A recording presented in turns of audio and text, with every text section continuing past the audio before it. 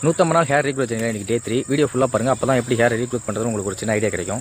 காலையில் 5 மணிக்கெலாம் வந்து வாக்கிங் போக ஸ்டார்ட் பண்ணிட்டேன். இன்றைக்கி மொத்தம் 2ஆவது ஸ்டெப் நடந்திருக்கேன்.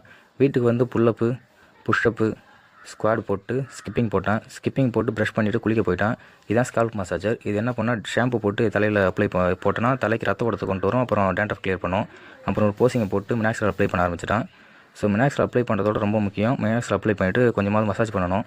அப்புறம் சீட்ஸ், பம்ப்கின் சீட், சன்ஃப்ளவர் சீடை சாப்பிட்டுட்டு வாழைப்பழத்தை சாப்பிட்ருக்கும் போது தான் ஞாபகம் வந்துச்சு இன்றைக்கி நம்ம 1100 ஃபாலோவர்ஸை ரீச் பண்ணியிருக்கோம். ஸோ அப்புறம் நான் வேலைக்கு கிளம்பிட்டேன். வேலைக்கு போயிட்டு ஒரு லெமன் டீயை குடிச்சிட்டு தோசை, வடை, பொங்கல் சாப்பிட்டேன். மதியத்துக்கு ஒயிட் ரைஸ், சாம்பார், கூட்டு, பொரியல், ஸ்வீட்டு, அப்பளம் எல்லாத்தையும் சாப்பிட்டு வேலையை முடிச்சுட்டு வீட்டுக்கு வந்தேன். வீட்டுக்கு வந்து குளிச்சுட்டு ஒரு 5 மணியை போல் அப்புறம் மறுபடியும் செகண்ட் டைம் மினாக்ஸில் அப்ளை பண்ண ஆரம்பிச்சிட்டேன். அப்ளை பண்ணிவிட்டு நல்லா மசாஜ் பண்ணுங்கள். ஒரு 5 நிமிஷமாக மசாஜ் பண்ணணும். அப்போ தான் தலைக்கு ரத்தம் ஓட்டம் வரும்.